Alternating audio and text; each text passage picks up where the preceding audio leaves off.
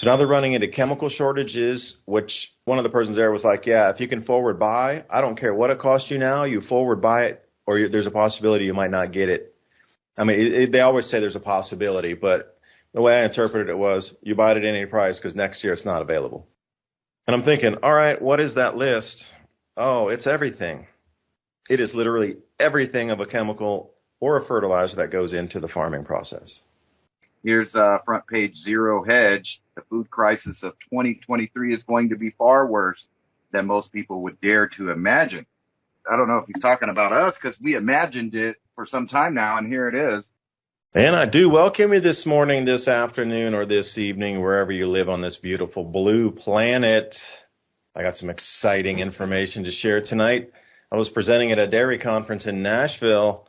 And what are the dairy producers and the world's largest grain companies in the United States? What are they thinking about fertilizer and the actual supply of the grains, mainly corn for the feed, and the transition into renewable diesel, which is just absurdity in itself. So I'm going to walk through a couple things. Just a distant early warning. The highest levels of food production in America are trying to secure anything at any price right now because they know they might not be able to get it. You might want to take a cue or a note from that. Follow the money. And luckily I was there presenting, and a couple things dovetailed with, the information that they're looking for in terms of fertilizer production is one of the main things. Grains and food supply inbound is going to have a significant difficulty moving in 2023. I was there to talk about the Tonga eruption, which happened in January of 2022. Not many of you heard about it.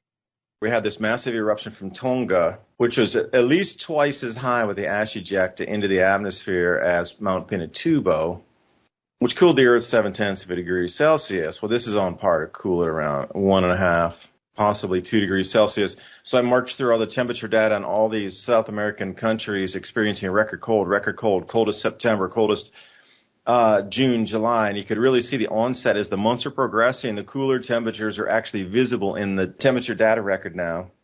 So when they release, like in Paraguay and Uruguay and Chile and Argentina and Brazil, Australia, South Africa, New Zealand, once they released their data, it really shows significant cooling.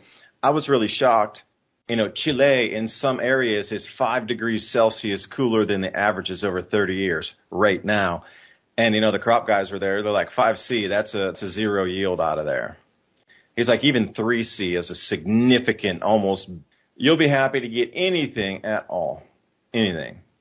Now, this is where we're going into in the Southern Hemisphere. So all these traders and everybody up here is petrified of the availability of food, fertilizers, farm inputs, pesticides, herbicides.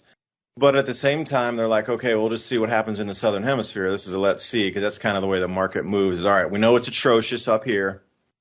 They were talking literally of the amount of food not being grown. We were down 700 million bushels this year in America. 700 million down.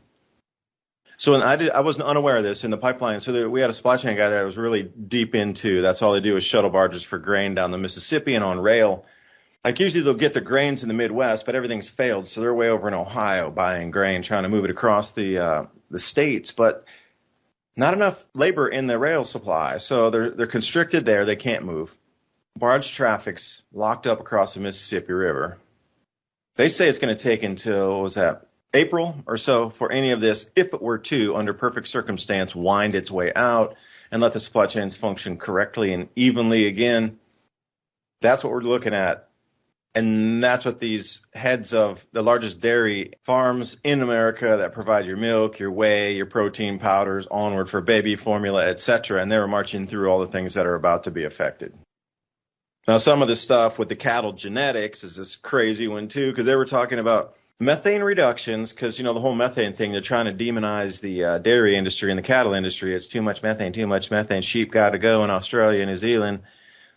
So what they're doing is they're doing genetics of the cattle. So certain types of cattle that they found, the way they process the food releases less methane. So in the genomics, they're saving those embryos IV into these other cattle to try to produce the next generation. And they say there's about a 5% reduction in methane. I'm not going to say GM cows. Not they don't genetically do anything with it. They just choose the species and then save an enormous amount of embryo and then have that birth on to the next generation. And they're saying that each successive cattle generation, about 3 years, is going to reduce that cow's output will be reduced by 5%. So they're saying by 2050, which is bonehead idiots up in Canada, we're saying this is the Canadian Agricultural Association, Dairy Association, had set itself a target to go zero emissions by 2050. So they already locked themselves in a corner. Like, why would they do that? But anyway, they're saying, okay, so from now to 2020 to 2050, that's 30 years. We should have 10 generations at approximately 5%. So they were looking somewhere between 30 and 50% methane reductions by using genetics out of the cattle. So these are the kind of things that they're onto already. And, Ransom, I'd like to go through it with you because, I don't know, we're seeing a lot of strangeness happening, and this is really shaking me awake to the point where, these guys that are contract growing on 100,000 acres couldn't get their crops out. Total losses, they call it burn down. And another thing is crops, when they're harvested, they usually do an average over a county or a part of a state with multiple counties that are coming in on an average when they do the crop tours on the local side, not the USDA or the Pro Farmer Tours. Generally, when they go out and they'll run through the crops, it'll be a local assessment from the local co-op. But what they're finding this year, they can't bunch anything in averages anymore because the losses are so spread out. They're saying it's the largest amount of variability in crops that they've ever seen. So literally across the street, you could have a burned down zero yield, and then across the street, you could have 100 bushels an acre, you could have 200 bushels an acre, literally across the street. So they can't do average yield any longer. So this is creating a backup in the data that you're going to receive. So hang loose. You're not seeing any of the losses yet. Now, could this be an excuse as why they're waiting so long to put data out? It sounds like it is a perfect excuse to not release the data until later on in the year and then create the panic around Christmas or New Year's, Thanksgiving time. I have a pond and it's full of black swans. There's like 50 black swans out on this pond swimming around. That's kind of the takeaway I got after hearing all these dairy and cattlemen, grain producers, shippers, and logistics talking. And like I said, these are the top of the American markets and also into Europe. And sitting there listening, and Canada, excuse me, both, all Canada. It was frightening to listen to it, knowing what I know. And then I added the volcanic emission reduction of temperatures and the crop losses in the Southern Hemisphere. And you just see their eyes and they're smacking their foreheads going, and how are we going to get grain for our cattle?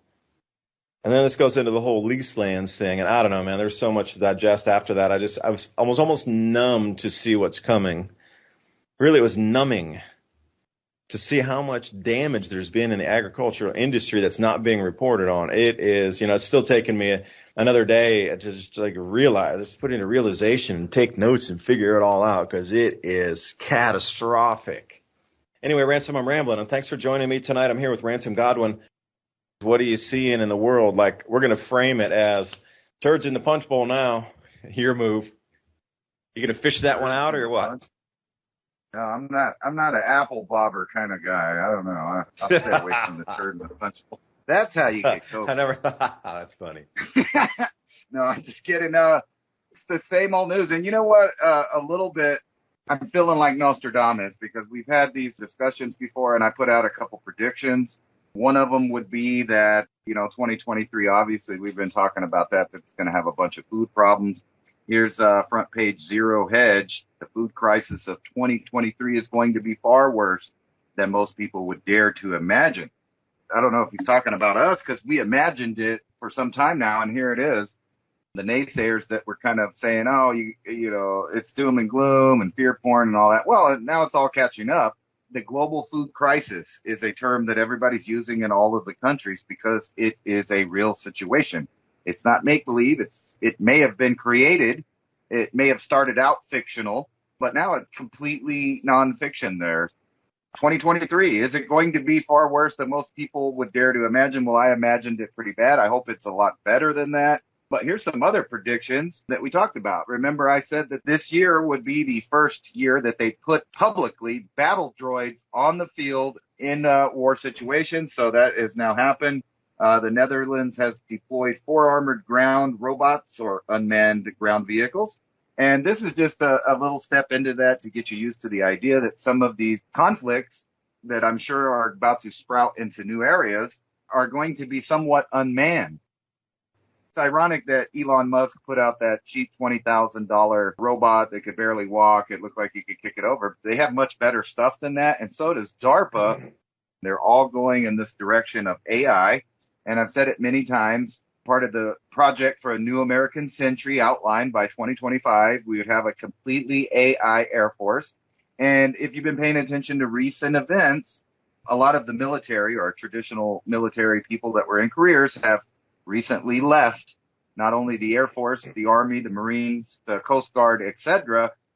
Another prediction that I said would be that right around this time, after the U.S. got rid of all of its old military hardware, which we know they've been doing a bunch, and all of this stuff is going into the arena of the Ukraine, not just the robots, but all of our old material are all getting shipped in there. And I predicted that right after we did that, we'd pop out with the new tech.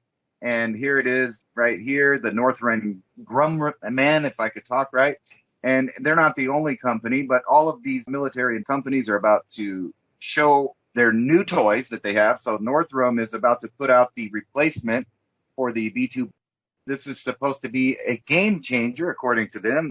And this is in a time where, let's face it, China's military is catching up to the U.S. Here's front page MSN, continuing to talk about how China's military is emerging as a true competitor to the U.S. under Xi Jinping.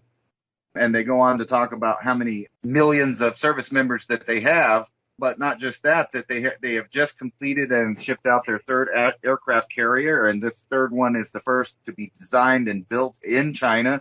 So you can predict they're going to keep on pushing out more and more naval assets. And this is where it's going. So we're all preparing for a world war. It's right out in the open. And in the backdrop is this food crisis of 2023. So war, famine, and disease. This is a pre-planned project to completely replace what we call food and usher in a new era of controlled starvation is basically what it is.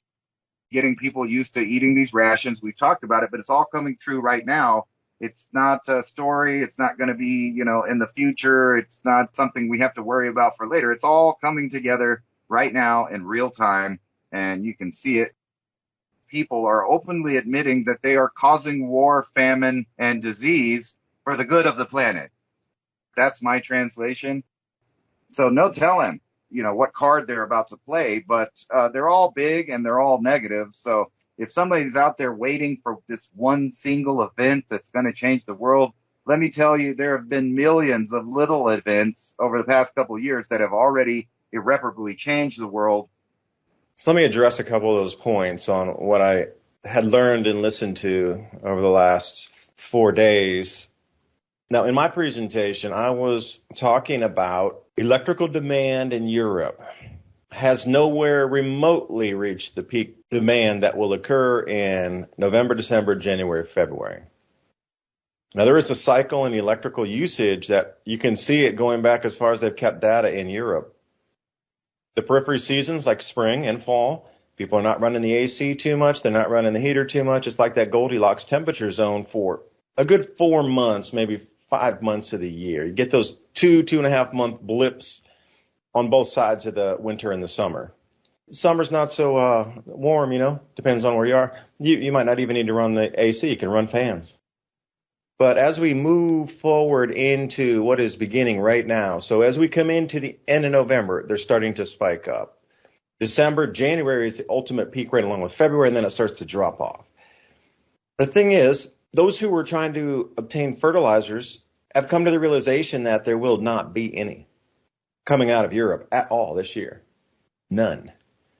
The thing is that the governments over there, and this is firsthand from myself of some of my contacts in Europe, that the governments over there have decided to stop all industry and redivert that power into the homes because they understand that street protests and violent overthrows of governments in the middle of freezing, starving citizens is a no-go. So they're going to sacrifice business through the winter, and they're going to try to restart it in spring when the electrical demand is dropping And then they can take that and move it right over to the factories. And at that point, you talk about forecasts. In March and April of this year, you're going to watch all this news come out asking people to use the least amount of electricity as they can, with the understanding that, we let you survive through this winter by turning off all industry in Europe. And the least you can do is turn off and use the least amount of power you can possibly use so we can redivert that and start our economy back, which will be atrocious at that point. It's already atrocious anyway, but like double atrocious, triple atrocious. And at that point, we're going to start the economies back up, but you just don't fire up a steel refining operation. You don't just fire back up a zinc smelter. And one of my contacts from BASF, in Germany no less, said that their plant, and I'd asked him because I'd read this before, after World War II, they started this one chemical plant in 1953.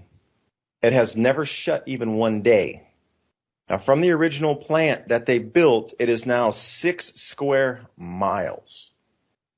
And he tells me that they don't even waste a single molecule in a process. That any process that's done, if there is a byproduct, not a single molecule of gas is wasted. So find a way to make a new product from that, knowing that this will be a stream coming off of another process. The problem is they are going to start shutting this plant down. And he says to me, when they try to restart this thing, the pressures and some of the things that haven't had a lot of pressure on it because it's been a continuous open flowing system, that they've never ever since the 50s even turned any of these valves and gears, levers down to zero and then tried to start it again and equalize pressure so nothing blows out on the O-rings or the pipes themselves, or there was glass tubing and just a huge amount of infrastructure that could be damaged with too high of pressure. So they're fearful that when they shut this plant down, or even parts of it, that they'll never get it back up and running again. And they're definitely not talking about this with the German public, and BASF being one of the largest chemical producers. Huge problem. That is just one of the 75 chemical plants that have closed down. I mean, down to zero. Zero. There's nothing coming out of there. Nothing. And it's going to continue as they roll through high demand. I had talked about the electrical demand. I showed it in a chart that I did, my presentation in the morning, overlapping the volcanic eruption in Tonga and the Southern Hemisphere crop losses, and showing those charts that, if you think it's bad now in Europe for nothing coming out, it's going to get less than zero. But the things that are about to happen and the breakdowns in the supply chain, their main concern is if Ukraine will get back open again or not, if those ports will be functional or not, because if they are not, then what is global agriculture has collapsed down into a global famine. They cannot get the crops. Everything that you can possibly think of was just absolutely ripped to shreds this year, like the canola crop. They were talking about just being so tight that massive losses in Canada. Well, you would expect that going into the grand solar minimum. And they were talking about cotton crop being the lowest since the late 1800s, and then the cottonseed and the press cake coming out of that is minuscule and almost non-existent. So there has to be substitutes for these things on the animal feed side. There's one company that was in there talking about feed efficiency, trying to tailor the ultimate diet for a cow based on their genetics to almost waste nothing by the time it comes out the backside. But the efficiency of getting every single gram of protein into that animal. And see, the thing they're finding is with this genetics to reduce methane, the fat content is measurably decreased. And the amount of milk production is also measurably decreased when they go to the cattle genetics to remove the methane, which is going to be all the rage. So as you look across the landscape here, the crops that we understand as being crops, corn is down. It's going to be a record loss. Like they literally don't have even categories to put the losses into. It's so outside of anything recorded, except the year without a summer in 1816. So overlapping data from the Pinatubo eruption and what was reported with Tambora, we still have 3 more months of cooling to go in the Southern Hemisphere before it even reaches the coolest. And the shuttle guys, these are corn shuttle guys, they move corn around on barge. Nothing coming out of Ukraine. They're hoping that the agreements from Russia will be re-agreed upon and that can continue to 2023. And I am absolutely unequivocally stating with a fist on the table here, if you hear that that agreement between Russia and Ukraine is not ratified again, this will plunge our planet into a global famine of the likes we have not seen for hundreds or thousands of years. This is how dire it is in the industry, the way they're talking about it. Their hope is pinning on the Ukraine that they can get fertilizer out of there from Russia, and they can get some corn and now wheat coming out of the Ukraine. The problem is, which I've talked about before, the grains have been sitting in those silos and storage and warehouse facilities for well over a year now. Because that's last year's harvest. That's at the same exact time that never got moved out. So now they're in a rock and a hard place. They never moved the grains. They didn't store them well. There's been a lot of people in a war, just electric turns off, people aren't there, lights aren't turned on, rats get in, whatever. They're finding a huge amount of damage on the crop that's been stored that's non-exportable anymore to EU standards. So they got 10 plus million tons just laying around that they can't export anywhere. And now their new harvest is coming in, but the numbers that they had were only 30% of the fields got planted this year in the Ukraine. 30, compared to the 100% that was a year ago, 2 years ago, 2019, 18, 17. Okay, that in itself is startling. But the problem they're going to have is they have nowhere to put the grain. They're literally going to need to use machines to empty those storage bins out, and we are talking massive port facilities. Literally scoop by scoop by scoop with an excavator, or they just open it and dump it into the sea to then make room for the new crop that's coming in, because the only option for them currently is to leave that crop out under tarps. That's the only choice they got. And you start adding all this stuff up, and then the fertilizer shortages from that Ukraine, Belarus, Russian area was a major. I didn't know the reliance we had on that. And here's another scary thing. The potash, I didn't know this. On the American border with the Canadian border, it's the second largest potash reserve in the entire planet. Why are we importing fertilizer? And this is the same thing they're asking, because price of production for an American worker in an American factory to go dig that out, process it, take it from rock into chip. It's cheaper to do it over there and then import it into America than we can do it and go dig it ourselves. That's sickening. So they never really developed the area, because it was always just cheaper to buy it somewhere else imported. It was already packed in the bags. It was already loaded for you. So now they're running into chemical shortages, which one of the persons there was like, yeah, if you can forward buy, I don't care what it costs you now, you forward buy it, or there's a possibility you might not get it. I mean, they always say there's a possibility, but the way I interpreted it was, you buy it at any price because next year it's not available. And I'm thinking, all right, what is that list? Oh, it's everything. It is literally everything of a chemical or a fertilizer that goes into the farming process. This is where we sit. Now, the United States, according to their data and presenters that I was listening to, the United States will be the last place that will feel what the rest of the world will feel first. So if we're having a food price crisis, collapse, street protest because of food prices in America, then the rest of the world's on fire already. You're going to get some lead time into knowing that it will arrive here.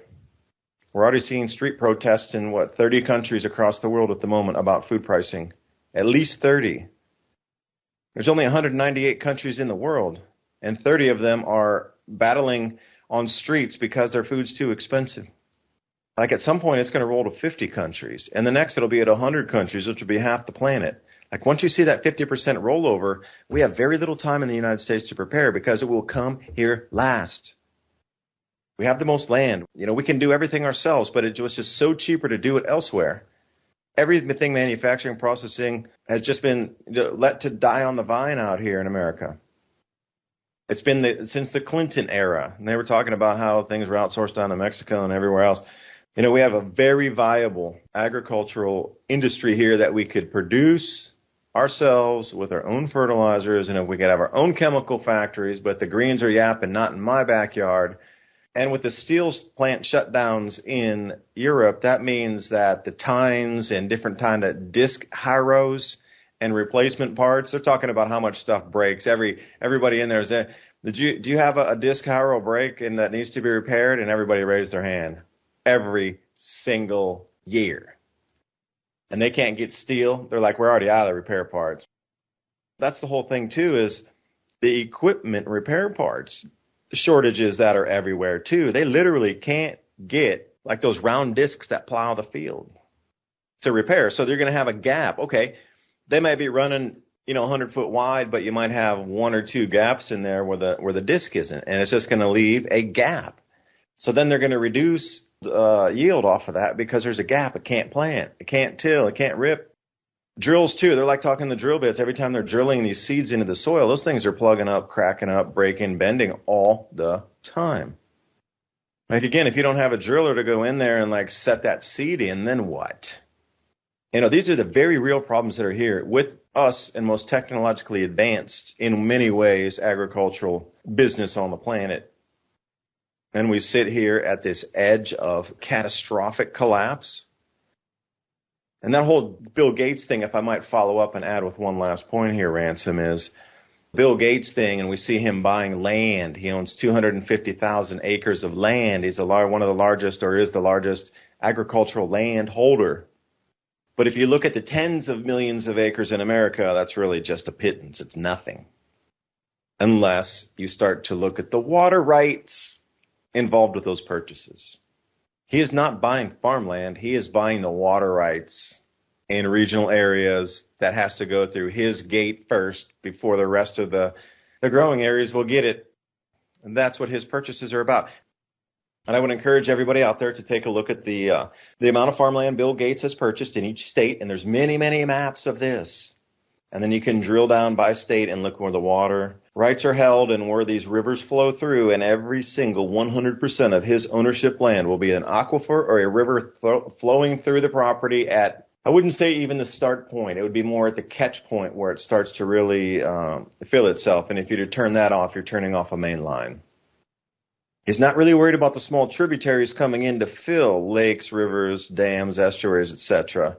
He's focused on where that collects, and then the downstream from there is where the major amount of water comes in for agricultural production across the United States. Got to go through his farm gate before you get your water.